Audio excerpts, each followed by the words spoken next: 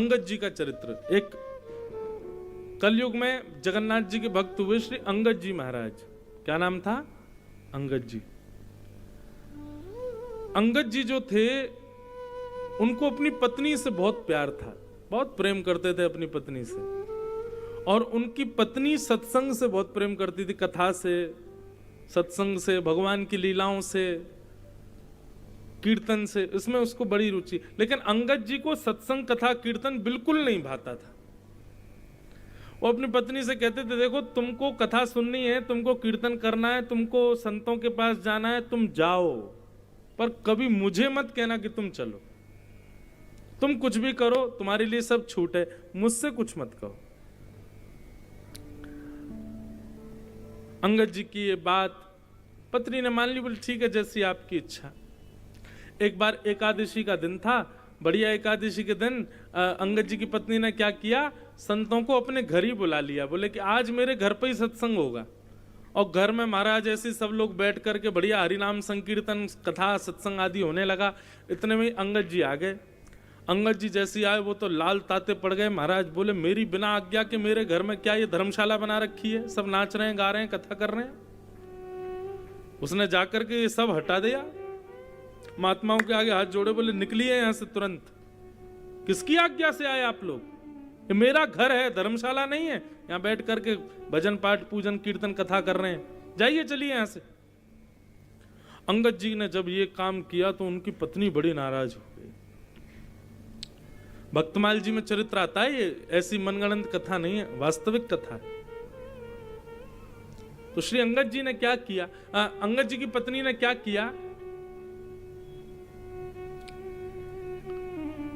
जिसको ठाकुर जी से प्रेम नहीं, जिसको ठाकुर जी से स्नेह नहीं, जो ठाकुर जी की कथा कीर्तन से स्नेह नहीं करता, मैंने फिर भी उसको अपने पति रूप में वर्ण किया। ठीक है, तब तक कोई बात नहीं, पर आज तो संतों की अवहेलना कर दी, संतों का अपमान कर दिया, और तब भी मैं इसको पति मानूं। अंगद जी की पत्नी ने घूंघट कर लिया और घूंघट करके अपने पति से बोली, देखिए मेरा विवाह आपके साथ हुआ है, तो एक पत्नी के जो कर्तव्य होते हैं मैं सबका निर्वहन करूंगी। आपके लिए प्रसाद बनाऊंगी, आपके वस्त्र धोऊंगी, आपके लिए आपका ध्यान रखना, आपको औषधि देना, सब मैं करूंगी, पर मैं एक हरि विमुख व्यक्ति को अपना मुख नहीं दिखा सकती। इसलिए आपसे भी प्रार्थना कि जीवन में कभी मेरे मुख देखने की इच्छा मत कीजिएगा। मैं रहूंगी आपके साथ, सब करूंगी, एक पातिव्रत धर्म का निर्वहन करूंगी, लेकिन अपना मुख नहीं दिखाऊंगी, ये मेरा संकल्प है। अंगद जी ने खूब हाथ पांव जोड़े, बोले अरे गलती हो गई। बोले नहीं, आपने संतों की अवहेलना की कैसे, और संतों का जो नहीं है वो मेरा नहीं हो सकता। मैं उसको कम से कम देखूंगी नहीं, इतना तो मैं निर्णय ले ही सकती हूं। 1 महीना, 4 महीने, 5-6 महीने बीत गए, 1 साल बीत गया। 1 साल तक अपनी पत्नी को देखा नहीं। एक ही घर में रहते हैं, एक ही साथ भोजन करते हैं, लेकिन पत्नी मुंह छुपा करके रखती है। अंगद जी बहुत परेशान हो गए, क्या करूं। एक दिन अपने घोड़े पर बैठ करके जा रहे थे तो वहीं कहीं कथा हो रही थी। पहले तो देख करके लाल हो गए, बोले कि इस कथा ने मेरा घर बर्बाद कर दिया। पर इस कथा में ऐसा है क्या जो पत्नी को ये इतने प्रिय लगते हैं कि अपने पति को नहीं देखना चाहती। घोड़े को एक जगह बांध दिया और दूर पीछे जाकर के अंगद जी बैठ गए, सुनने लगे ये होता क्या है कथा में। और कथा सुनते सुनते सुनते सुनते सुनते थोड़ी देर में देखा कि सारे श्रोता खड़े हो गए। अंगद जी बोले, भैया आप लोग खड़े क्यों हो गए? बोले कथा विश्राम हो गई। बोले इतनी जल्दी? बोले 4 घंटे से चल रही थी। अंगद जी बोले पता ही नहीं चला 4 घंटे कब निकल गए। अच्छा भैया कितने बजे होती है ये कथा? बोले इतने बजे होती है, आप आना। अंगद जी दूसरे दिन महाराज समय से आ गए, फिर पूरी कथा सुनी। उनको इतना सुख मिला, इतनी शांति मिली उनके चित्त को। जो 24 घंटे अपनी पत्नी को याद करते थे, 24 घंटे इसी में लगे रहते थे, अब क्या करना, अब वो शांत रह करके शांत भाव से कथा सुनते। तीसरे दिन अंगद जी जैसे ही पहुंचे तो देखा आज तो कोई भी नहीं आया। अंगद जी ने किसी से पूछा, भैया कथा? बोले कथा तो कल विश्राम हो गई। अंगद जी इतने व्याकुल हो गए, बोले कि अब कब होगी कथा? बोले व्यास जी तो अब अगले वर्ष आएंगे। अंगद जी बोले भैया मुझे व्यास जी का पता बताओ। बोले वो तो अगली कथा करने गए यहाँ से बगल वाले गांव में। अंगद जी अब रोज उस गांव में जाने लगे, वहां कथा सुनने लगे। अब तो कथा के प्रति धीरे धीरे अंगद जी का भाव बढ़ने लगा। पहले अंगद जी घर आते थे तो आकर के पत्नी के आगे हाथ जोड़ते, बोले आज मान जाओ। लेकिन अब अंगद जी को कोई फर्क नहीं पड़ता, पत्नी मुंह छुपाए बैठी रहे, उनको तो शांति मिलने लगी कथा में। धीरे धीरे अंगद जी ने ठाकुर जी की सेवा प्रारंभ कर दी, नाम जप प्रारंभ कर दिया। पत्नी देखती तो बोलती मेरे को रिझाने के लिए कर रहे हैं सब, लेकिन मैं भी मानूंगी नहीं, संतों का अपमान किया।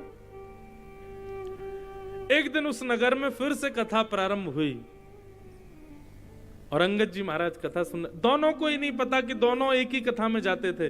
वो अंगद जी की पत्नी स्त्रियों के पक्ष में, महिलाओं के पक्ष में बैठती और अंगद जी पुरुषों के पक्ष में बैठते। एक दिन व्यास जी ने कोई कीर्तन गाया और उस कीर्तन में अंगद जी खड़े होकर के नेत्रों से आंसू गिर रहे हैं, दोनों भुजा उठा करके कीर्तन में नृत्य करने लगे। पूरी जनता उनको देखने लगी। तभी अंगद जी की पत्नी की दृष्टि गई, कौन नाच रहा है? और जैसे ही पीछे मुड़ करके देखा, अंगद जी को देख करके उसको विश्वास नहीं हुआ कि ये मेरे पति ये नृत्य करने।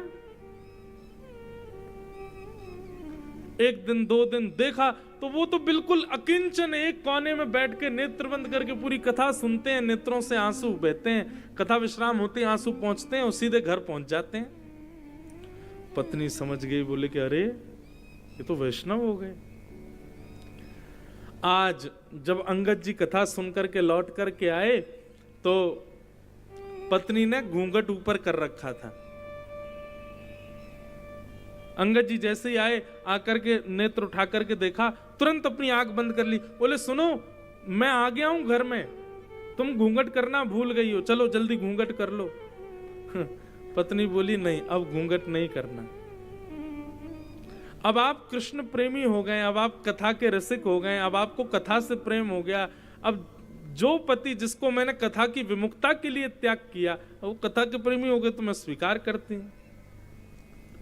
अंगद जी बोले लेकिन एक बात कहूं देवी? बोले हाँ।